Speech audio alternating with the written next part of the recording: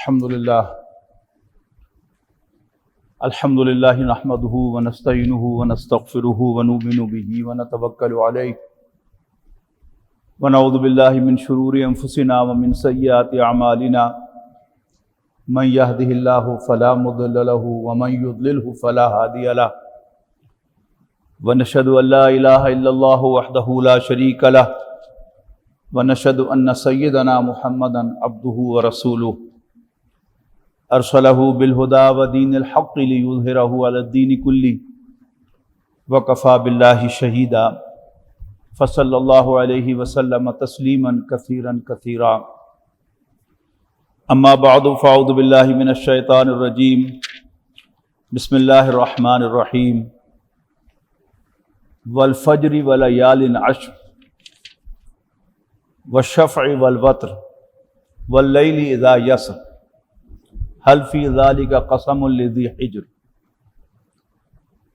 الم تر کیف فعل ربک بعاد ارم ذات العماد التی لم یخلق مثلها فی البلاد وثمود الذین جابوا الصخر بالواد وفرعون ذی الاوتاد الذین طغوا فی البلاد فاکثروا فیہا الفساد فصب علیہم ربک صوت عذاب ان ربک لبالمرصاد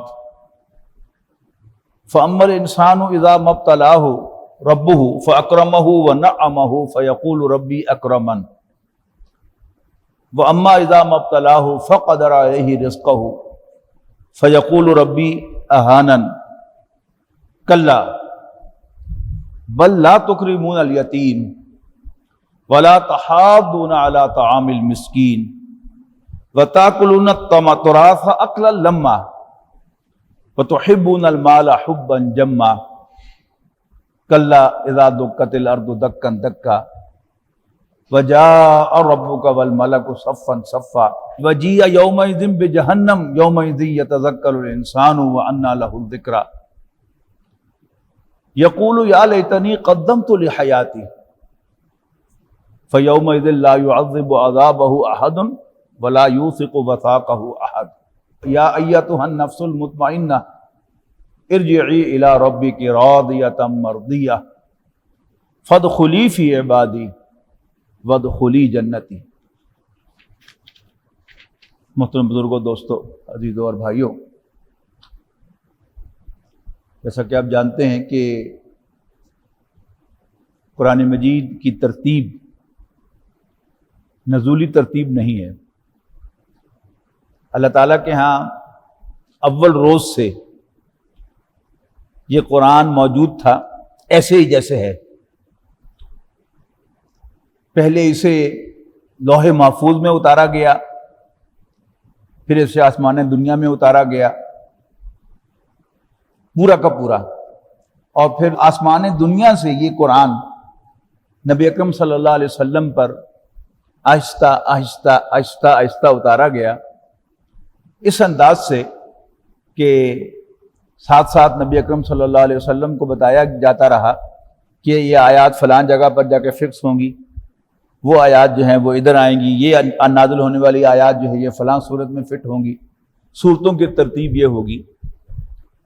بظاہر ایسا نظر آتا ہے کہ ایسا ہونا ناممکن ہے، لیکن یہ بات کسی معجزے سے کم نہیں ہے کہ قرآن مجید آپ گھر میں جو پڑھتے ہیں اس کو یہاں ان دونوں ریکس کے اوپر پڑے ہوئے کسی بھی قرآن مجید کے ساتھ کمپیئر کر لیں، اور دنیا کے کسی بھی خطے میں چلے جائیں، آسٹریلیا میں چلے جائیں، امریکہ میں چلے جائیں، جنوبی امریکہ میں چلے جائیں، یورپ میں چلے جائیں، کسی مسجد میں جا کر کوئی نسخہ قرآن مجید کا نکال کے آپ دیکھیں تو آپ کو معلوم ہوگا کہ یہ بالکل وہی ہے جو میرے گھر میں تھا، یہ بالکل وہی ہے جو مسجد میں تھا۔ تو یہ اللہ تعالیٰ کی طرف سے ایک معجزہ ہے، حالانکہ یہ بات سب کو معلوم ہے کہ نبی اکرم صلی اللہ علیہ وسلم پر یہ قرآن ایز سچ نازل نہیں ہوا۔ حضرت موسیٰ علیہ السلام پر جو تورات نازل ہوئی تھی وہ تختیوں کی صورت میں یک بارگی نازل ہوئی تھی، لیکن قرآن مجید نہ یک بارگی نازل ہوا ہے اور نہ اس ترتیب کے ساتھ نازل ہوا ہے لیکن اس کے باوجود یہ ترتیب ہے، محفوظ ہے، انکویسچنڈ ہے، وداؤٹ اینی ڈفرنس ہے. یہ کیا ہے؟ یہ ایک معجزہ ہے. نبی اکرم صلی اللہ علیہ وسلم کی سیرت کو اگر ہم اپنے سامنے رکھیں اور نبی اکرم صلی اللہ علیہ وسلم کی سیرت کو قرآن مجید سے جدا نہیں کیا جا سکتا. نبی اکرم صلی اللہ علیہ وسلم نے ایک عظیم تبدیلی دنیا پر برپا کی، ایک نظام دنیا کو دیا، اور صرف لکھا ہوا نہیں دیا، چلا کر ایک حکومت بنا کر دکھائی، جس کو ان صحابہ کرام نے جو معروف معنوں میں لیٹرڈ نہیں تھے،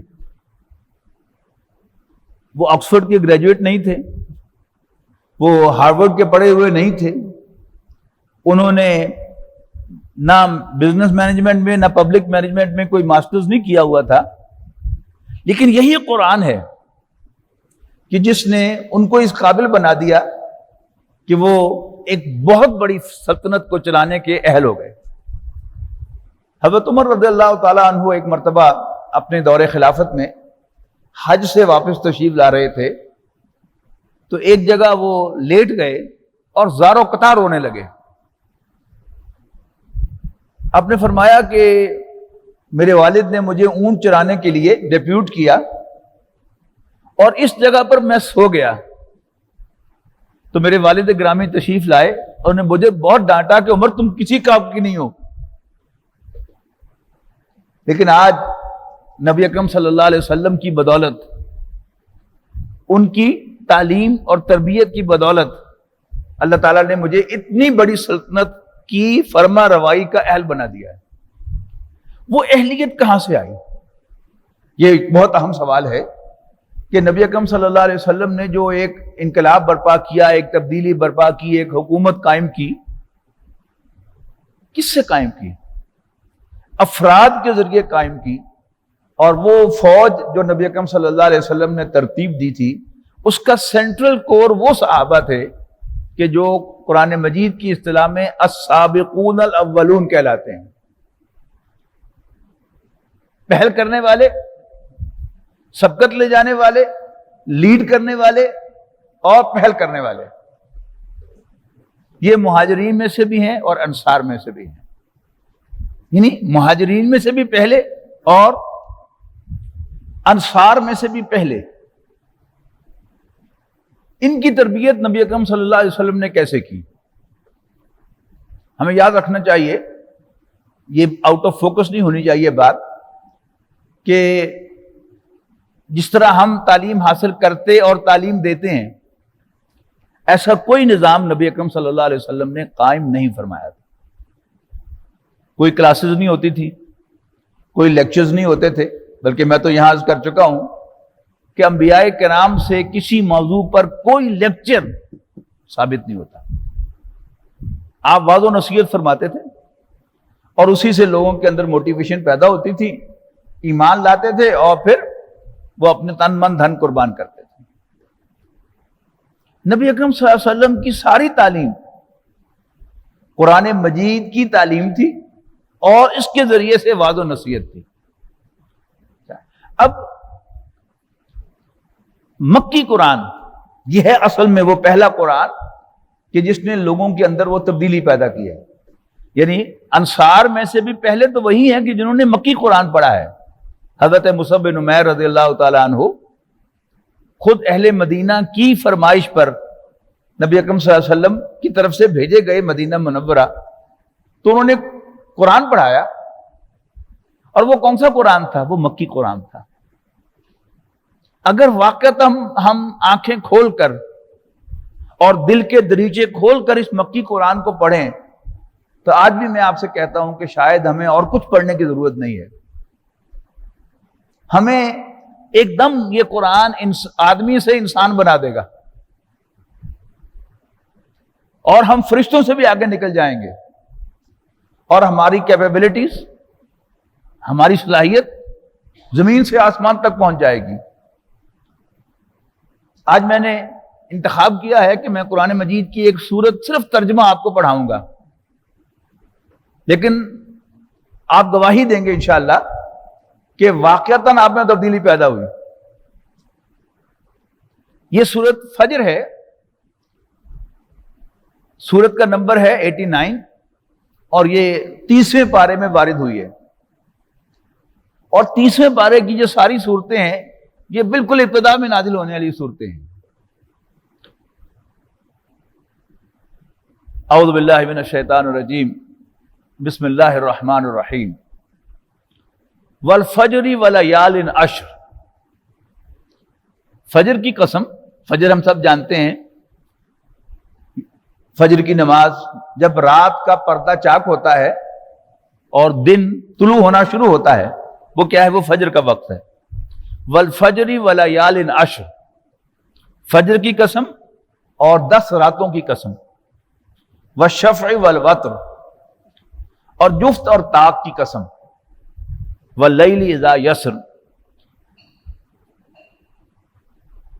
اور اس رات کی جب وہ آرام سے چلے، رات کو چلے۔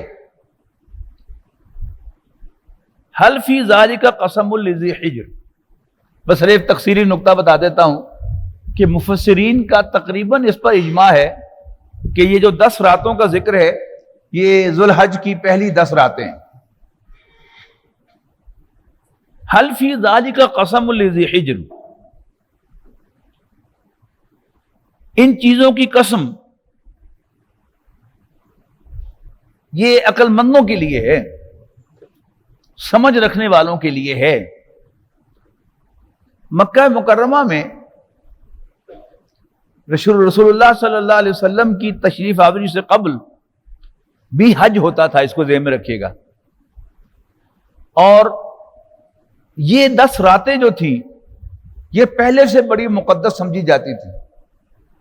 ان کا عرب کلچر کے اندر، مکہ مکرمہ کے اندر ایک خاص مقام تھا، تو اسی کی قسم کھائی جا رہی ہے، اور یہ اشارہ کیا جا رہا ہے کہ جو بھی سمجھدار آدمی ہے وہ سمجھتا ہے کہ یہ کتنی بڑی قسم ہے۔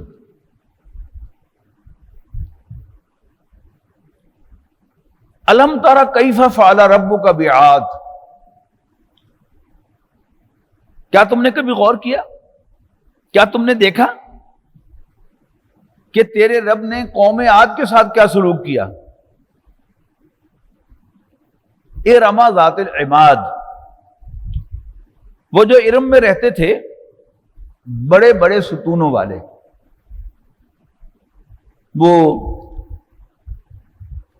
یورپ جو اپنی مارکیٹنگ کرتا ہے تو یہ جیسے پراپرٹی ڈیلرز ہوتے ہیں نا، خواہ وہ کار ڈیلر ہوں یا پراپرٹی ڈیلر ہوں، ان کے بارے میں ایک خاص بات کہی جاتی ہے کہ یہ گاہک کو مٹی جو ہے وہ سونا بنا کر دکھا سکتے ہیں، اور جب آپ بیچنے کے لیے جائیں تو آپ کا سونا جو ہے اس کو مٹی بنا کے بھی دکھا سکتے ہیں۔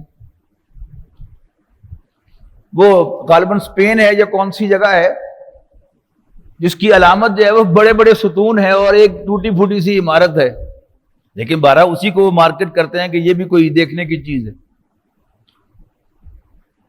لیکن یہ 10 راتیں یہ تو بہرحال مکے والوں کے لیے بڑی اہمیت کی حامل تھی، اور قوم عاد جو تھی ان کی اونچی اونچی عمارتیں تھیں، بڑے بڑے ستونوں والی۔ تو بڑے بڑے ستونوں والی عمارت جو ہے وہ کیا ہے؟ وہ اس قوم کی عظمت، شان و شوکت کی خبر دیتی ہے۔ جیسے احرام مصر جو ہیں یہ فرعونہ کی عظمت، ان کی طاقت کا ثبوت ہے۔ تو ارم ذات العماد کہ وہ قوم عاد جو ارم میں تھی اور ستونوں والے، التی لم یخلق مثلها فی البلاد، کہ ان جیسے کسی بستی میں پیدا ہی نہیں کیے گئے تھے۔ یعنی بڑے طویل القامت وہ لوگ تھے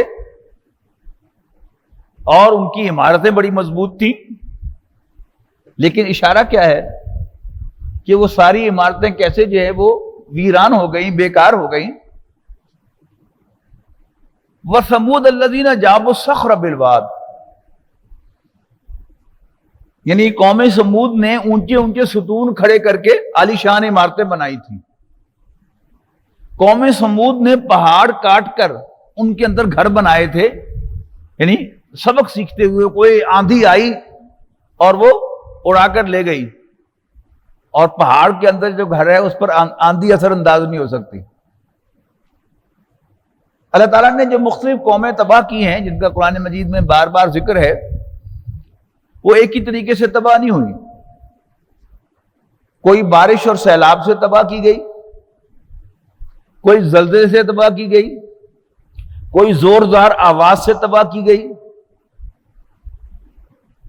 اور کوئی جو ہے وہ زمین سے اٹھا کر اوپر جا کر اڑ دی گئی اور اس پر پتھروں کی بارش کی گئی. اب قوم عاد پر جو عذاب آیا تھا، چاہیے تو یہ تھا کہ وہ سبق سیکھتے کہ ہم اللہ تعالیٰ کی بغاوت چھوڑیں، لیکن عام طور پر ایسا ہی ہوتا ہے کہ جب کسی کی مت ماری جاتی ہے تو وہ کام کی بات میں سے بھی غلط مطلب نکالتا ہے. تو انہوں نے اپنی طرف سے بڑی ہوشیاری دکھائی کہ ہم ایسے گھر بنائیں کہ جس پر آندھی اثر انداز نہ ہو سکے. انہوں نے پہاڑ تراش کر ان کے اندر گھر بنائے. وَثَمُودَ الَّذِينَ جَابُوا الصَّخْرَ بِالْوَادِ، اور قوم سمود جنہوں نے وادی میں پتھروں کو تراشا اور ان کے اندر گھر بنائے. اللہ تعالیٰ نے کیا کیا؟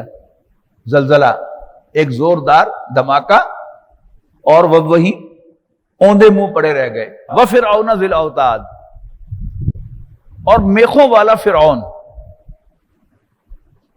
قرآن مجید میں فرعون کی ایک صفت یہ بیان کی گئی ہے کہ وہ میخوں والا تھا. اس کی مفسرین نے دو شرحیں کی ہیں. ایک تو یہ وہ بڑا ظالم اور جابر انسان تھا کہ زندہ انسانوں کے جسموں میں کیل گاڑ دیا کرتا تھا، اس لیے اس کو میخوں والا کہتے تھے.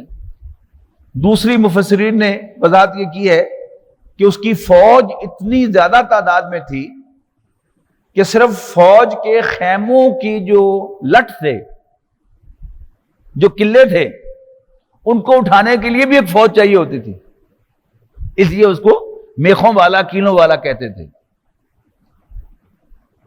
الذین طغوا فی البلاد، وہ سب کے جنہوں نے زمین پر بغاوت کی، سرکشی کی. فاکثروا فیہا الفساد، اور زمین میں بے حد فساد ڈالا. فصب علیہم ربک صوت عذاب، بس تیرے رب نے ان پر عذاب کا ایک کوڑا پھینکا. کوڑوں کی سزا ہوتی ہے نا، وہ یک بارگی نہیں ہوتی. پھانسی پر کسی کو لٹکایا جاتا ہے تو وہ ایک ایکشن ہے. کوڑوں کی سزا کیا ہے؟ ایک لگا، پھر دوسرا لگا، پھر تیسرا لگا. تو یہ ایک کوڑا تھا اللہ تعالیٰ کی سزا کا. ان ربک لبالمرصاد، یقیناً تیرا رب گھات میں ہے. گھات میں ہونا کس کو کہتے ہیں؟ ذرا گاڑی اردو ہے، نوجوانوں کے لیے اس کی وضاحت کر دوں کہ انگریزی میں ایمبش، کہ داؤ لگا کر بیٹھا ہونا، کہ جب مناسب وقت آئے تو میں اس پر حملہ کر دی، اس کو کہتے ہیں گھات میں بیٹھنا. ان ربک لبالمرصاد، یہ پوری کائنات اللہ تعالیٰ نے بنائی ہے، اور ایک ایک ذرہ بیک وقت اللہ تعالیٰ کی نظر میں ہے. میں، آپ، ہم سب کہاں ہیں، کیا کر رہے ہیں، کس حال میں ہیں، کتنے سینسز میں ہیں، کتنے بے ہوش ہیں، یہ سب، بلکہ اس سے بھی زیادہ خبر اللہ تعالیٰ کو ہے. اور اللہ تعالیٰ جب چاہے گا دبوچ لے گا. اور یہ دبوچنے کا لفظ بھی اس سورت کے آخر میں آیا ہے.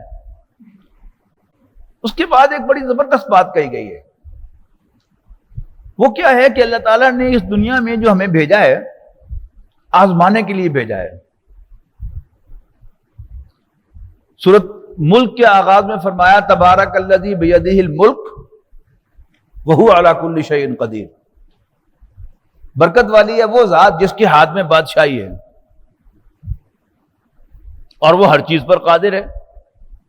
الذی خلق الموت والحیات لیبلوکم ایکم احسن عملا. اس نے زندگی اور موت کا یہ سلسلہ بنایا تاکہ وہ تمہیں آزمائے کہ تم میں سے اچھے عمل کرنے والا کون ہے. تو یہ زندگی کیا ہے؟ یہ آزمائش ہے. اچھا، اللہ تعالیٰ جو ہے وہ کبھی دے کر آزماتا ہے، کبھی لے کر آزماتا ہے. دیتا ہے تو وہ بھی آزمائش کے لیے، اور لیتا ہے تو بھی آزمائش کے لیے. اب اس کے لیے بڑے چند الفاظ کے اندر ایک پوری بات کہہ دی گئی جس پر کتاب لکھی جا سکتی ہے. فَأَمَّا الْإِنسَانُ إِذَا مَا ابْتَلَاهُ رَبُّهُ فَأَكْرَمَهُ وَنَعَّمَهُ فَيَقُولُ رَبِّي أَكْرَمَنِ. لیکن انسان بڑا عجیب ہے. جب اس کا رب اس کو آزماتا ہے اور اس کو عزت دیتا ہے اور اس کو نعمتیں عطا فرماتا ہے، فَيَقُولُ رَبِّي أَكْرَمَنِ، تو یہ کہتا ہے کہ میرے رب نے مجھے عزت دی، مجھے میری تکریم فرمائی. اور اس کے مقابلے میں وَأَمَّا إِذَا مَا ابْتَلَاهُ، جب وہ اسے آزماتا ہے، فَقَدَرَ عَلَيْهِ رِزْقَهُ، اور اس پر اس کے رزق کو تنگ کر دیتا ہے، فَيَقُولُ رَبِّي أَهَانَنِ، تو یہ کہتا ہے کہ میرے رب نے مجھے ہیومیلیٹ کر دیا، میری توہین کر دی، مجھے بے عزت کر دیا. اب آپ نوٹ کیجئے گا کہ عام جو ہمارا تصور ہے اس کے اعتبار سے، یعنی انسان کے اللہ تعالیٰ کے ساتھ تعلق کی بہت سی سطحیں ہیں. ایک جو سپرفیشل سطح ہے، یا یوں کہیے کہ جو منیمم ریکوائرمنٹ ہے اللہ تعالیٰ کے ساتھ تعلق کی، وہ کیا ہے کہ جب انسان کو کچھ ملے اللہ کا شکر ادا کرے کہ میرے رب نے مجھے عطا کیا ہے، یہ اس کی مہربانی ہے، اس کو شکر ادا کرے. اور اگر کچھ چھن جائے تو صبر کرے. عام ہے نا یہ صبر اور شکر کے الفاظ جو ہیں وہ ایک تھوڑا سا علم رکھنے والے مسلمان کی بھی زبان پر آتے ہیں کہ صبر اور شکر، کہ مصیبت آئے تو صبر کرے، تنگی آئے تو صبر کرے، اور کچھ مل جائے تو شکر ادا کرے. لیکن یہاں ایک اونچی سطح کا تذکرہ ہے. یعنی یہ دونوں باتیں بیان کرنے کے بعد کہ انسان کو جب ہم عزت دیتے ہیں، اس کی تکریم کرتے ہیں اور اس پر اپنی نعمتیں بھیجتے ہیں، تو کہتا ہے کہ میرے رب نے میری عزت کی، مجھے عزت دی. اور جب ہم اسے آزماتے ہیں اور اس پر رزق کو تنگ کرتے ہیں، کہتا ہے کہ میرے رب نے مجھے بے عزت کر دیا. اس پر فرمایا کلا، ہرگز نہیں، ناٹ ایٹ آل، بالکل نہیں. کیا مطلب ہے اس کا؟ کہ اس دنیا کی عزت نہیں ہے، اور اس دنیا کی بے عزتی نہیں ہے. اس دنیا میں مال اولاد کا مل جانا نعمت نہیں ہے، اور مال و اولاد کا چھن جانا یا نہ ہونا یہ کوئی مصیبت نہیں ہے. اس لیے کہ اللہ تعالیٰ دے کر بھی آزماتا ہے، لے کر بھی آزماتا ہے. اصل مطلوب کیا ہے کہ سب سے پہلے تو یہ معلوم ہو کہ جو کچھ بھی ملا ہے یہ میرے رب نے مجھے عطا کیا ہے، میرا حق نہیں تھا. اور جو کچھ بھی لیا ہے یہ اسی کا تھا، اس نے لے لیا ہے. پھر اس سے بھی اگلی چیز، یہ جو دنیا میں اللہ تعالیٰ نے مجھے 4 بندوں پر عزت عطا کی تھی، مجھے 15 آدمی سلام کرتے تھے،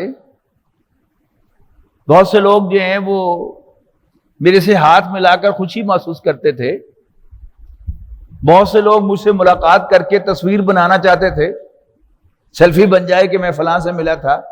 یہ عزت نہیں ہے. یہ اللہ تعالیٰ امتحان لے رہا ہے میرا کہ میں جب دیتا ہوں کسی کو تو وہ ویل بیہیو کرتا ہے کہ نہیں کرتا، مجھے بھول تو نہیں جاتا، اس میری دی ہوئی عزت کو اپنی عزت تو نہیں سمجھتا، میرے دیے ہوئے مال کو میری عطا کی ہوئی چیز سمجھتا ہے، اپنی عزت افزائی تو نہیں سمجھتا. یہ آزمائش ہے. اس کے بعد فرمایا کلا، ہرگز نہیں، بل لا تکرمون الیتیم، کہ تم یتیم کی عزت نہیں کرتے. نبی اکرم صلی اللہ علیہ وسلم کو اللہ تعالیٰ نے یتیم پیدا کیا. That wasn't an accident. یہ کوئی حادثہ تو نہیں تھا، اللہ تعالیٰ کا فیصلہ تھا. اللہ تعالیٰ کا نبی اکرم صلی اللہ علیہ وسلم پر احسان تھا. آپ کے چچا حضرت عباس نبی اکرم صلی اللہ علیہ وسلم سے بے حد پیار کرتے تھے، لیکن اس قبائلی معاشرے کی جو سختی ہے اس کی وجہ سے وہ غزوہ بدر میں نبی اکرم صلی اللہ علیہ وسلم کے خلاف لڑتے ہوئے آئے تھے، قیدی بنے تھے. ہوا کہ نہیں ہوا؟ تو اگر حضور کے والد بھی زندہ ہوتے اور وہ بھی اس معاشرے کے جبر کی وجہ سے، قبائلی نظام کی وجہ سے نبی اکرم صلی اللہ علیہ وسلم کی مخالفت میں لڑتے ہوئے آتے، تو کیا نبی اکرم صلی اللہ علیہ وسلم کے لیے ایک ایمبیرسمنٹ کا سامان ہوتا؟ اللہ تعالیٰ نے بچا لیا ان کو اس سے. تو یتیم، سورۃ الضحیٰ قرآن مجید کی ایک بڑی خاص سورت ہے کہ یہ دو صورتیں، بلکہ ان کی خاص بات یہ ہے کہ ان میں اول تا آخر نبی اکرم صلی اللہ علیہ وسلم سے واحد کے صیغے میں خطاب ہے. تو والضحیٰ واللیل اذا سجا ما ودعک ربک وما قلی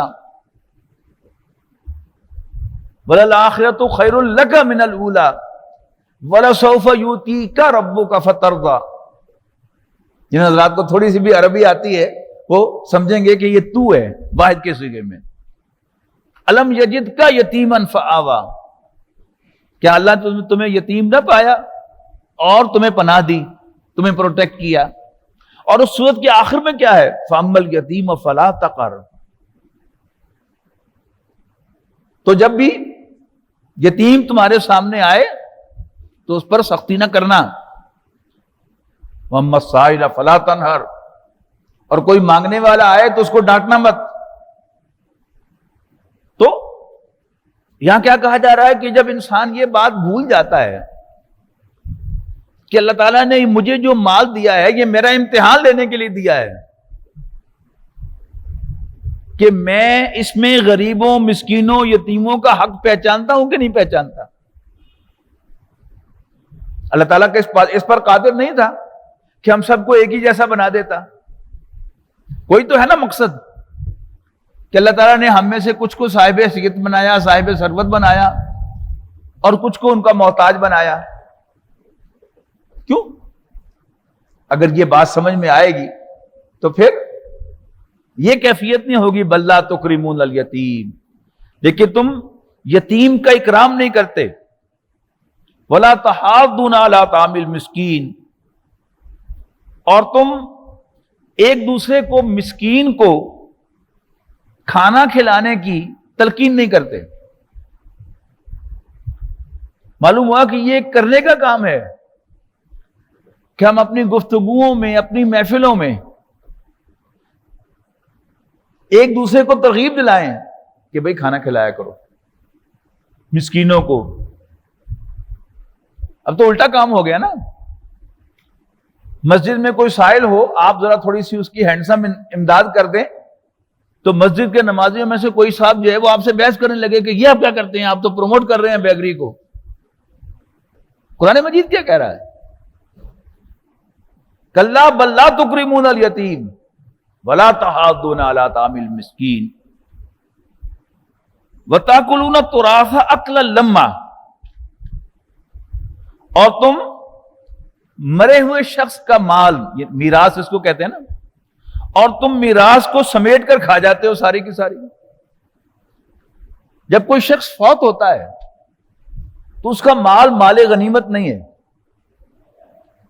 اللہ تعالیٰ نے اس کے وارثوں کا پورا کا پورا ایک نظام جو ہے وہ دیا ہے قرآن مجید میں کہ کون کون اس کے مال کا وارث ہے. ایسا نہیں ہے کہ جس کے ہاتھ لگ جائے وہ باقی وارثوں کا مال ہڑپ کر جائے، یا اگر وارثوں کے علاوہ کسی اور کے ہاتھ لگ جائے تو وہ سارا ہڑپ کر جائے. ایسا نہیں ہے.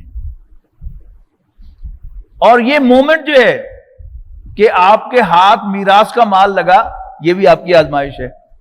میرے ہاتھ میراث کا مال لگا تو میں اب اس کو کیسے ڈسپوز آف کرتا ہوں، یہ میرا امتحان ہے. کلا بل لا تکرمون الیتیم ولا تحاضون علی طعام المسکین فتاکلون التراث اکلا لما وتحبون المال حبا جما، اور تم جی بھر کر مال سے محبت کرتے ہو. اور ہم سب اپنے گریبانوں میں جھانکیں تو یہ ہماری تصویر ہے. کیا مجھے مال سے محبت نہیں؟ کیا آپ کو مال سے محبت نہیں؟ اور واقعتاً ایسی ہی محبت ہے جیسی یہاں لکھی ہوئی ہے کہ جی بھر کر محبت کرتے ہو. کلا اذا دکت الارض دکن دکا. کوئی دیکھیے لمبا چڑا فلسفہ نہیں ہے، تقریباً ترجمہ ہی کر رہا ہوں میں. کلا اذا دکت الارض دکن دکا، نہیں، جب زمین کوٹ کوٹ کر ہموار کر دی جائے گی. وجاء ربک والملک صفا صفا، اور آپ کا رب اور فرشتے قطار اندر قطار آ جائیں گے. ایک بات تو یہ ذہن میں رکھیے گا کہ ہمارے یہاں سلف سے ایک اختلاف ہے کہ حساب کتاب کہاں ہوگا. عام تصور تو یہی ہے کہ یہ آسمان پر ہوگا، لیکن ایک رائے یہ بھی ہے، خاص طور پر اس آیت سے ایسا معلوم ہوتا ہے، بعض اور آیات میں بھی اس کی تقویت ملتی ہے اس سے، کہ ہم زمین میں دفن ہوتے ہیں اور یہیں سے کپڑے پھٹے گی اور اللہ تعالیٰ کی طرف دوڑ پڑیں گے ہم. یہ قرآن مجید کی دوسری آیات میں ہے. تو ایک رائے یہ بھی ہے کہ یہی زمین کوٹ کوٹ کر چپٹی کر دی جائے گی. جب پہاڑ بھی روئی کے گالوں کی طرح اڑیں گے اور پھر جب سیٹل ہوں گے تو وہ آل پلین ہو جائے گا، جیسے کوئی چیز جو ہے وہ اس کے ابھار کو کوٹ کوٹ کر برابر کر دیا جائے. کلا اذا دکت الارض دکن دکا وجاء ربک والملک صفا صفا. اس کا ترجمہ، اس کا مفہوم سمجھنا بڑا مشکل ہے کہ اس کا کیا مطلب ہے کہ تیرا رب اور فرشتے آ جائیں گے قطار اندر قطار. اللہ ہی بہتر جانتا ہے اس کا مفہوم کیا ہے. وجیء یومئذ بجہنم، اور اس روز جہنم لائی جائے گی. یومئذ یتذکر الانسان وانى له الذکریٰ. اس دن انسان کو نصیحت آئے گی، اس دن انسان کو نصیحت یاد آ جائے گی، یا اس دن انسان کو نصیحت آ جائے گی. یہ وہ عام اردو کا ماحول، اس کو نصیحت آ گئی. یعنی جب نصیحت انسان کو کلک کرتی ہے تو اس کو کہتے ہیں اس کو نصیحت آ جانا. اس دن انسان کو کلک ہوگی بات کو، اللہ کے پیغمبر جو کہتے رہے وہ سچ ہے. ان کو نصیحت آ جائے گی. فرمایا وَأَنَّىٰ لَهُ الذِّكْرَىٰ. لیکن اب نصیحت کس کام کی؟ جب نصیحت کا وقت ہے اس وقت نصیحت نہ آئے. عام طور پر والدین بچوں کو نصیحت کرتے ہیں، لیکن اس وقت وہ نصیحت ان کو کلک نہیں ہوتی. جب وقت گزر جاتا ہے تو پھر بچے جو ہیں وہ والدین کو کوستے ہیں کہ آپ نے ہمیں کیوں نہ کیا، آپ نے ہمیں یہ کیوں نہ بتایا، یہ کیوں نہ بتایا، آپ نے ہم پر سختی کیوں نہ کی. تو بڑا خوبصورت یہاں مقام ہے کہ وَأَنَّىٰ لَهُ الذِّكْرَىٰ.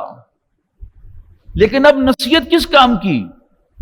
یقول یا لیتنی قدمت لحیاتی. انسان کہے گا کیا یہ اچھا ہوتا، اے کاش قدمت لحیاتی، میں نے اپنی اس زندگی کے لیے کچھ آگے بھیجا ہوتا. قدمت لحیاتی، میں نے اپنی زندگی کے لیے، مراد کیا ہے؟ اس زندگی کے لیے، اصل زندگی کے لیے کچھ آگے بھیجا ہوتا. فَيَوْمَئِذٍ لَا يُعَذِّبُ عَذَابَهُ أَحَدٌ. اس روز اللہ تعالیٰ جیسا عذاب کوئی نہ دے گا. وَلَا يُوثِقُ وَثَاقَهُ أَحَدٌ. اور اللہ تعالیٰ جیسی پکڑ بھی کسی کی بھی نہیں ہوگی. یعنی آج بھی اللہ تعالیٰ کی گرفت تو مضبوط ہے، وہ گھات میں ہے نا، لیکن اٹیک نہیں کر رہا، پکڑ نہیں رہا ہمیں ڈھیل دیتا رہتا ہے، اس لیے کہ امتحان ہے. لیکن اس دن واضح ہوگا کہ اللہ جیسی پکڑ کسی کی نہیں ہے. اور اللہ جیسا عذاب بھی کسی کا نہیں ہے۔ ابھی میں نے وہ فرعون کے بارے میں جو آیت آئی تھی ذل اوتاد، میں نے وضاحت کی نا کہ ایک رائے یہ ہے کہ وہ بڑا ظالم تھا اور زندہ انسانوں کے جسموں میں کیل جو ہے وہ ٹھوک دیتا تھا۔ یہ بھی ایک سزا ہے نا، عذاب ہے۔ اور بڑے بڑے ظالم دنیا میں گزرے ہیں، کیا کچھ نہیں کیا۔ پتہ نہیں وہ فیک ویڈیوز ہیں کہ جو آتی ہیں کہ کشمیر کے اندر زندہ انسانوں کی کھال جو ہے وہ بھی اتارتے ہیں۔ یہ کچھ چھوٹی سزا نہیں ہے، لیکن یہاں کیا کہا جا رہا ہے؟ فَيَوْمَئِذٍ لَا يُعَذِّبُ عَذَابَهُ أَحَدٌ، اس روز اللہ جیسا عذاب کوئی نہ دے گا، اور نہ ہی اللہ جیسی کوئی پکڑ پکڑے گا۔ یا ایھا النفس المطمئنہ، اے مطمئن نفس۔ اس کے بارے میں جو علمی آراء ہیں وہ مختلف ہیں، لیکن یہ کوئی کلاس روم فورم نہیں ہے کہ میں آپ کو علمی آراء جو ہیں وہ بتاؤں۔ سیدھا سیدھا مفہوم کیا ہے کہ وہ شخص کے جو اللہ تعالیٰ کے دیے پر، اللہ کے کیے پر مطمئن ہے، اللہ تعالیٰ کا سچا بندہ مطمئن۔ مطمئن کون ہوتا ہے؟ ٹربولنس جو ہے جس کے اندر نہ ہو، مطمئن سموتھ۔ اے رب تو نے مجھے جو دیا ہے تیری مہربانی ہے، تو نے مجھ سے جو لے لیا وہ بھی تیری عنایت ہے، تیرا فیصلہ ہے، مجھے قبول ہے۔ نہ میں تیرے کسی فیصلے سے اختلاف کرتا ہوں اور نہ میں تیرے سامنے سر اٹھاتا ہوں، میں تجھ سے معافی مانگتا ہوں۔ یہ کون ہے؟ یہ مطمئن نفس ہے۔ تو اے مطمئن نفس، ارجعی الی ربک راضیۃ مرضیہ، لوٹ اپنے رب کی طرف اس حال میں کہ تو اس سے راضی اور وہ تم سے راضی، اس حال میں کہ وہ تم سے راضی، تو اس سے راضی اور وہ تم سے راضی۔ فادخلی فی عبادی، بس میرے بندوں میں داخل ہو جا، وادخلی جنتی، اور میری جنت میں داخل ہو جا۔ اللہ تعالیٰ سے دعا ہے کہ اللہ تعالیٰ ہم سب کو ان آیات کا مصداق بنائے کہ ہم اللہ تعالیٰ کی بندگی میں اللہ تعالیٰ کے سامنے نہ سر اٹھائیں، نہ آنکھیں اٹھائیں، نہ اللہ تعالیٰ کے کسی فیصلے سے اختلاف کریں۔ جو اللہ دے شکریہ کے ساتھ قبول کر لیں، جو لے لے تو یا اللہ تیرا شکر ہے، تو تیری ہی چیز سی تو نے لے لی، انا للہ و انا الیہ راجعون۔ یہ کیا ہے؟ یہ مطمئن نفس ہے۔ اللہ تعالیٰ ہم سب کو اپنی ذات پر مطمئن بنائے، اپنی ذات پر مطمئن بنائے، ہم اللہ سے راضی ہوں اور اللہ تعالیٰ ہم سے راضی ہو۔ اس کیفیت کے ساتھ ہم دنیا میں رہیں اور اسی کیفیت میں ہم دنیا سے جائیں۔ بارک اللہ لی ولکم فی القرآن العظیم ونفعنی وإیاکم بالآیات والذکر الحکیم۔